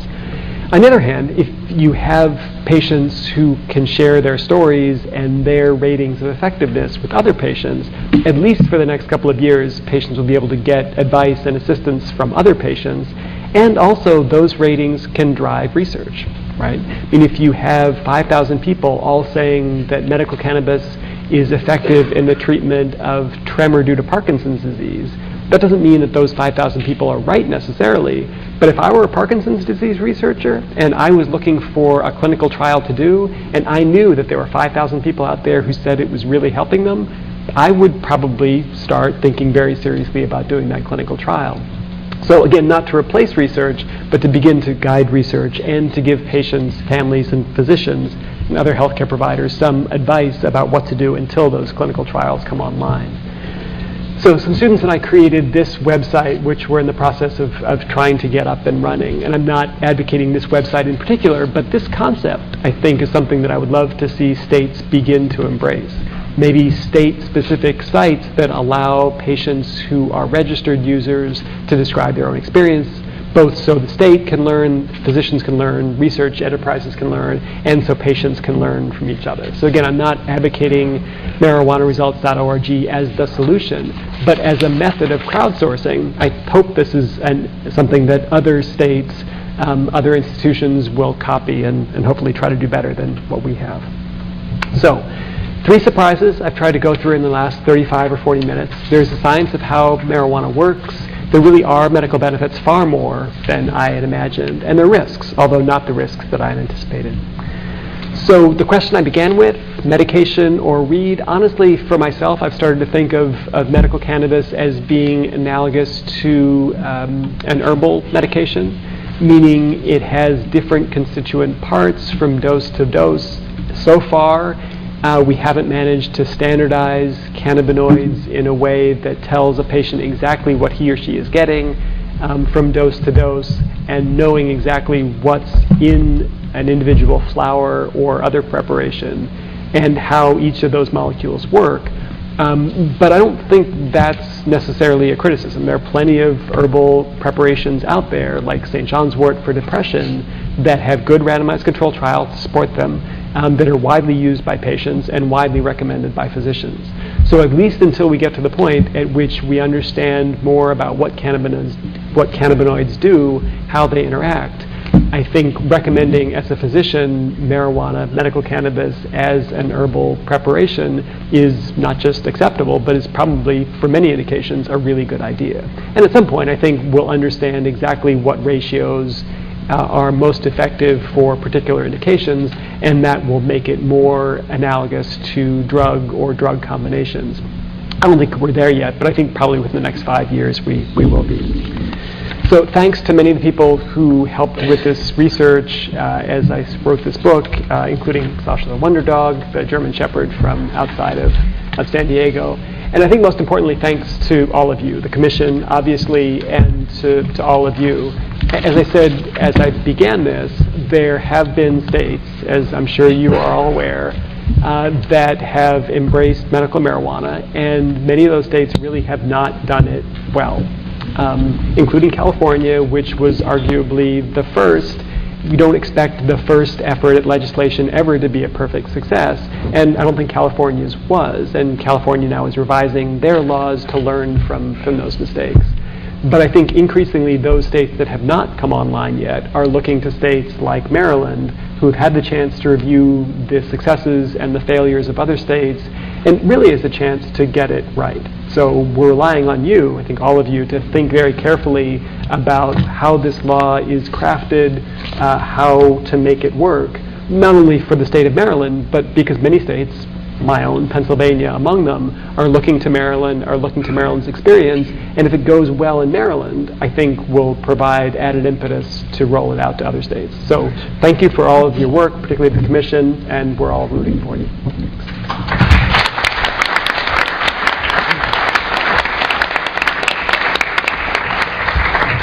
Well, I guess the likelihood of a successful Pennsylvania program rests on the state of Maryland. If we don't get it right, you guys aren't getting that. Okay, so I'd like to open up for questions. 15 minutes of questions. I'm going to start with the commissioners and then open it to the floor. All right, commissioners, shoot away with questions for Dr. Kasrat. Dr. Kasrat, I have a question. Last week when Dr. Sulek was addressing our physicians, he spent a little time talking about the potential synergy between cannabis and various strains with opiates in certain conditions, and I just wondered if you had any comment about that synergy, if there is any. So a couple ways to answer the synergy question, and I'll come at it from 2 different angles. One is that Donald Abrams, actually, at UCSF, has done some interesting research showing that people who begin using cannabis can get the same or better levels of pain relief with lower levels of opioids. Is that synergy? Is that complementarity? I don't think we understand enough about the pain pathways to know. But as a physician, I'll be a little bit facetious in saying I'm not really sure I care.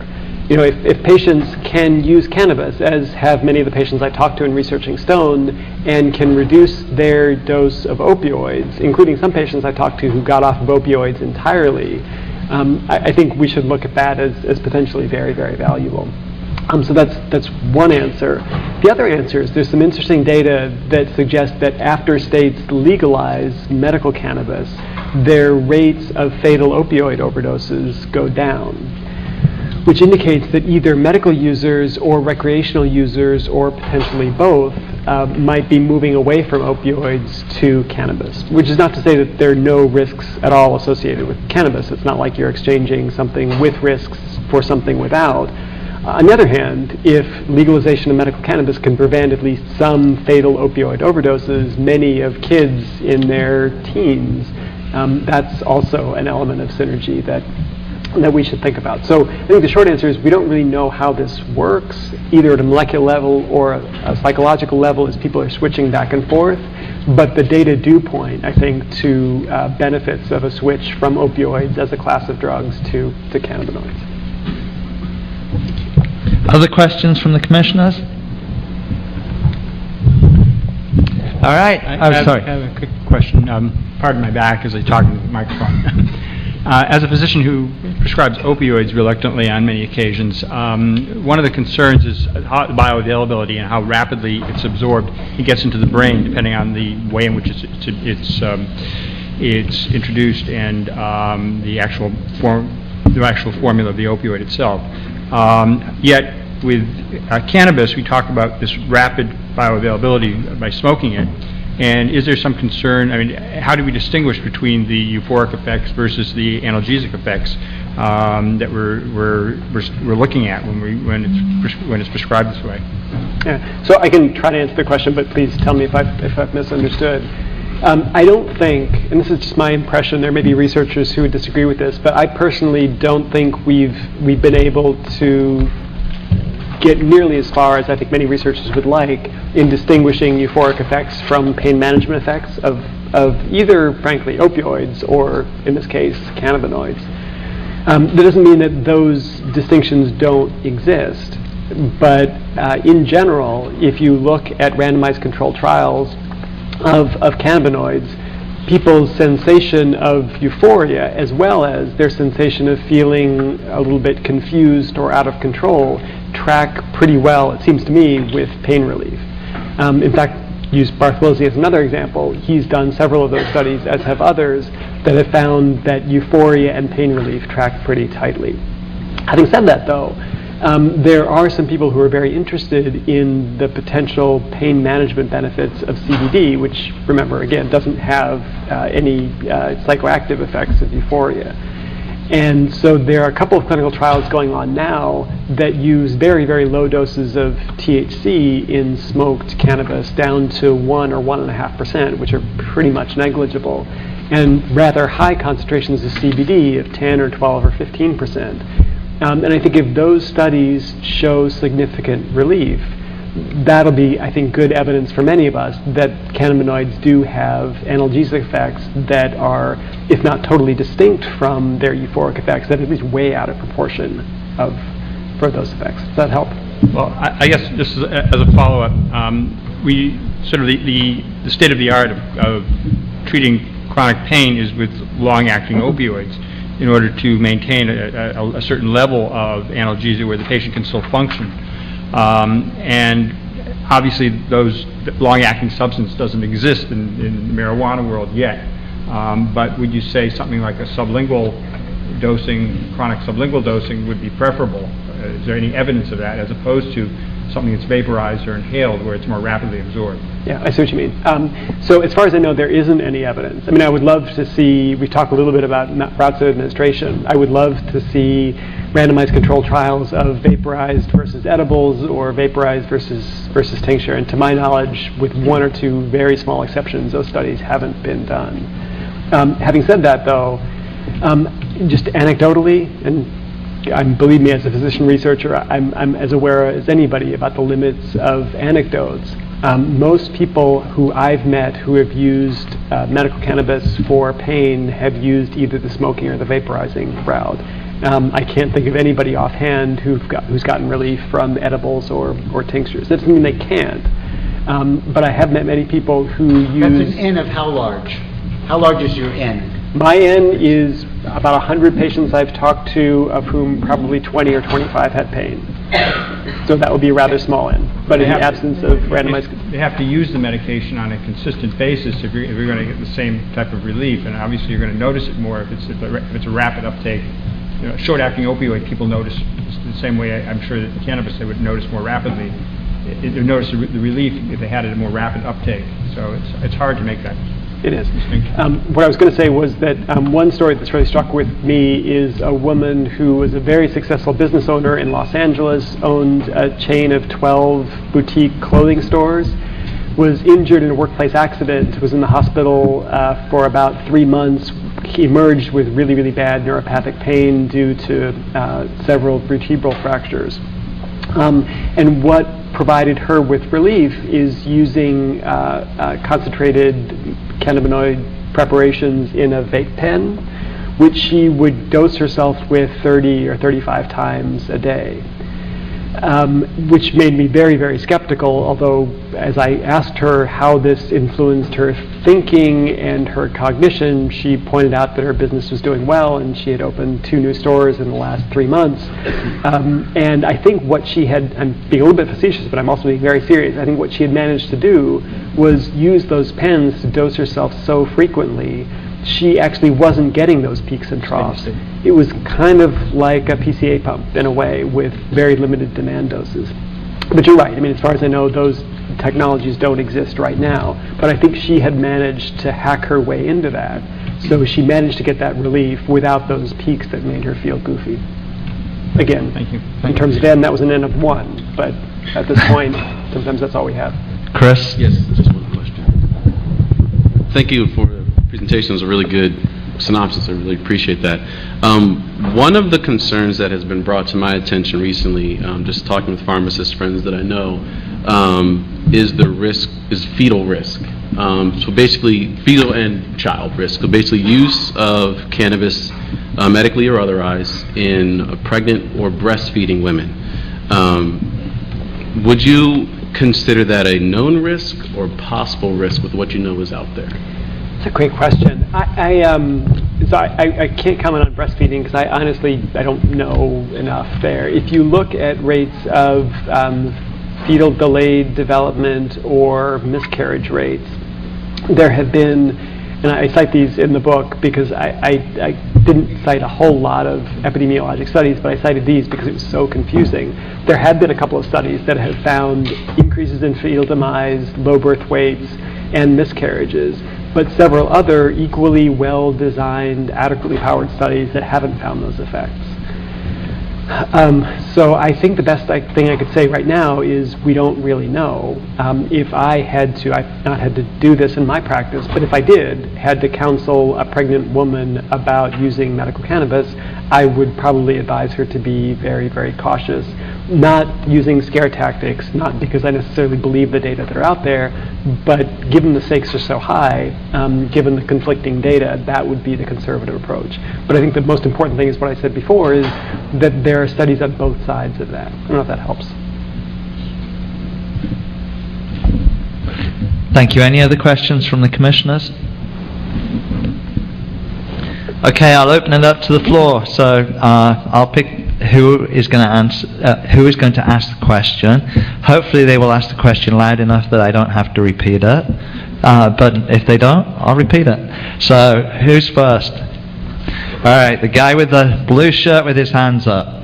Mark. I just want to piggyback on that answer, and I think if we're looking at medical cannabis as a medicine, with a lot of, all medicines cases out there, we stratify them in pregnancies with Class A, Class B, Class C, Class D, and Class C, I believe, is, there's not enough evidence to know one way or the other. And if there's not evidence there for cannabis, just like any other medication, you might say, well, we'll treat that as a Class C or a Class C with not enough information available. answer the question about pregnancy. Did everybody hear that? Okay. All right. Chris, do you want an answer? Sorry, Mark. Do you want an answer from Dr. Kasserat or Dr. Kasserat? Do you want to interject on that comment, or you good? Nope. All right. Next, Gail Rand. I'm a patient advocate for my son Logan, who is 6-year-old, who suffers from epilepsy. And I guess I just wanted to express some concern about your presentation, if you don't mind, out of complete respect. I feel like some of the terminology that you're using in the presentation aren't as medical as I'd like to see, particularly physicians and researchers use.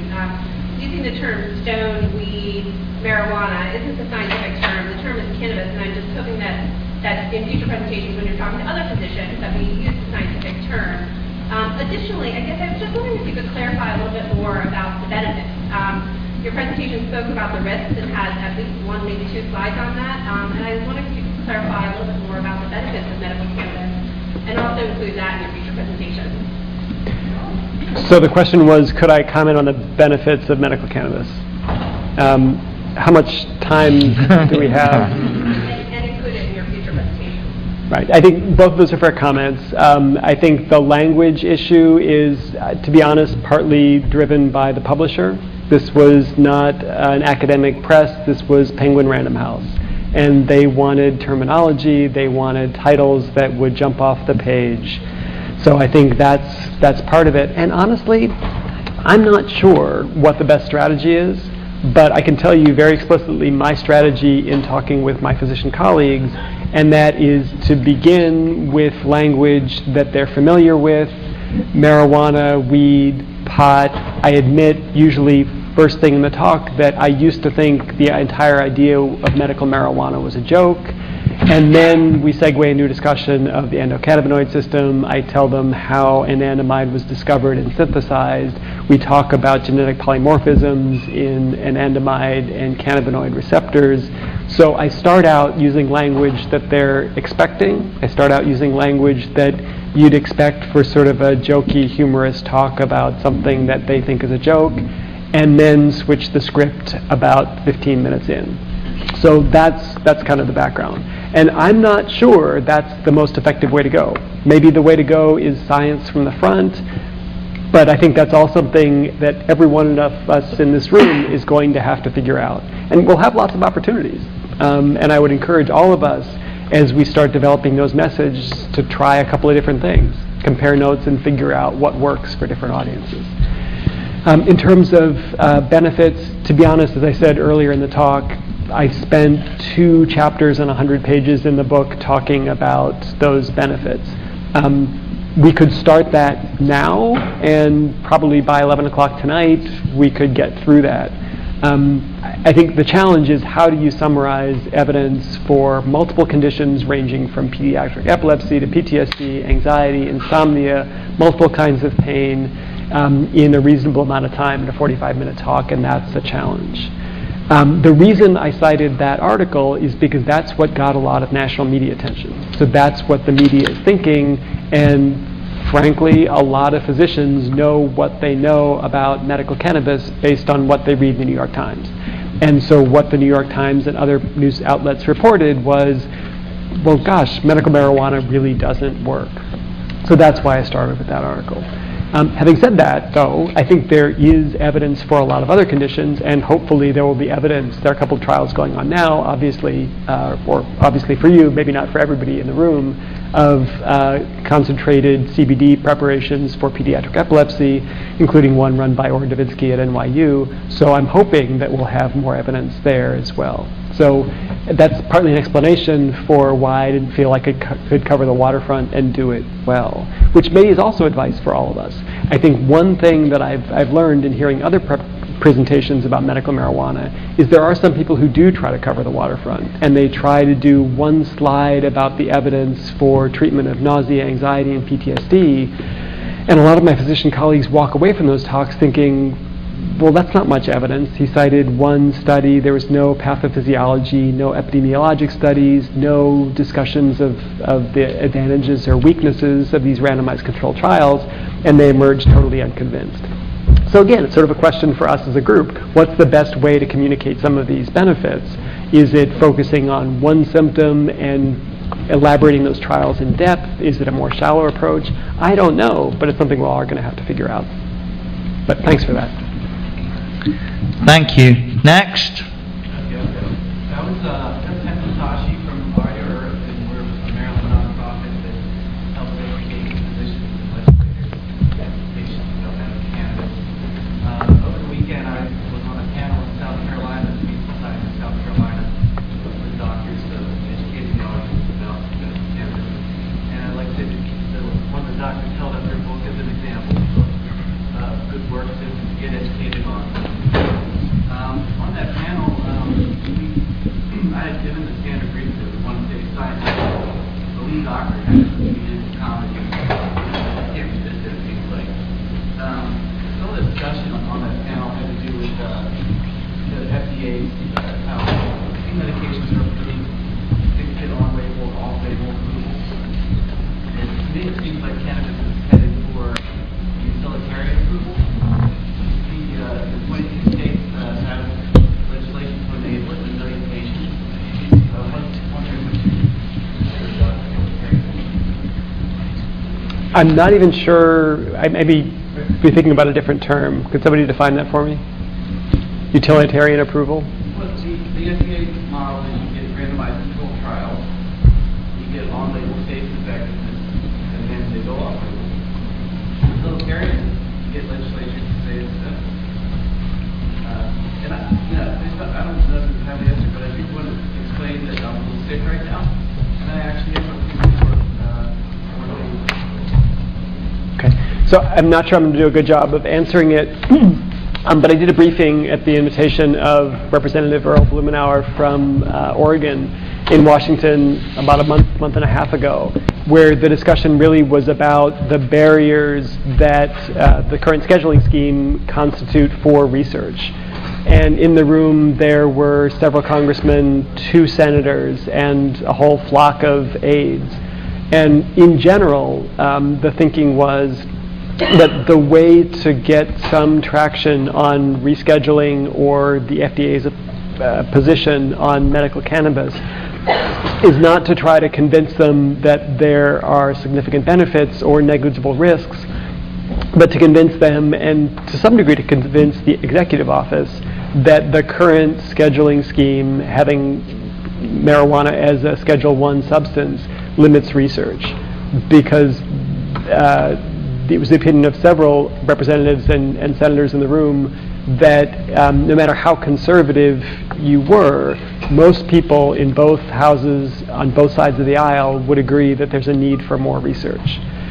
So that seems to be, and again, I'm not a Washington insider, so I don't know. My sense is that's going to be a big push over the next year to begin to make the case for rescheduling a Schedule II, not necessarily based on its merits, risks, and benefits, but on the need for research. And the experience of people like Sue Sisley, who's been trying to do a PTSD trial in Arizona for like the last 3 or 4 years. And it's stories like that that hopefully will convince representatives in Congress that we really need to rethink scheduling to make it more available. That probably didn't answer your question, but that's the aspect of that I can actually answer. All right, we've gone on 20 minutes, and I'm going to go for one more question. All right, the gentleman at the back in the wheelchair. I'm curious, do you think, I'm a patient for 40 years, I've had malignant appendinoma in 1974. I was on a large opiate regimen. Do you think trying to fit marijuana into the opiate paradigm is what prohibits the treatment we need? Because I think it's much more faceted with, when I was on the opiate world, I knew in 4 hours when my next dose was. I knew when I had to have that. I was getting buggy and I was on fentanyl for about 11 years. With the marijuana, it brought to me the spiritual and the entire person in the healing, not just the symptoms. Yeah, that's a great point. It's actually, thanks. It's a great question to wrap up with. I think there are many people in the medical cannabis movement who are worried that some of the most obvious parallels, and in fact some of the research of trade-offs between opioids and medical cannabis are really shortchanging what cannabis can accomplish. And I think we learned that the hard way when the drug industry, 20 or 30 years ago, said, aha, we found the active ingredient in cannabis, it's THC, we're going to synthesize it, we're going to make it into a pill called dronabinol, which is just a horrible drug. I mean, my patients hate it, through clinical trials, but nobody really likes it. Nobody likes it nearly as much as whole plant in various forms. So I think there definitely are risks with using that paradigm, and especially to the degree that we're trying to simplify and identify one or two active agents. So I think that's correct.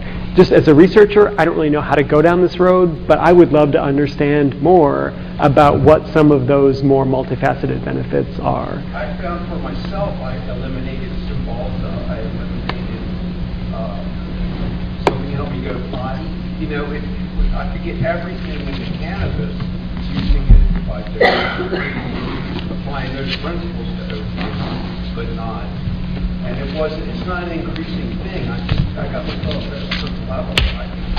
Thinking and not depressed and doing productive things in cannabis that I couldn't do. Great, thanks. Thank you very much. Okay, that's the last question. Sorry, guys. I'd just like to add, I gave a lecture a few weeks back on medical marijuana, and it was to a medical audience. And it's very difficult talking about the evidence of the risks, evidence regarding the benefits and the risks. It's difficult to go through the literature. You look at the large meta-analysis studies, and then you can look at smaller studies that where the meta-analysis may show it's weak, you can look at a smaller study and show great strength. But that's the nature of research, and it's a very, very difficult field. And on that note, I will ask, I want to say thank you, Dr. Castrat. That was an amazing talk. I want to...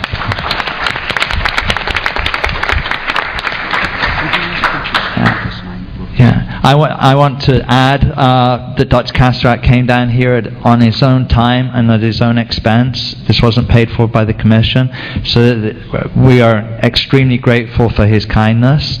I would also like Dr. Castrat, would you mind staying behind to sign some books? If that's okay. I know you've got a long way to travel. Any new business? All right, do I have a motion to adjourn? Do I have a second? All right, those in favor? All right, folks, thank you very much. Have a beautiful afternoon.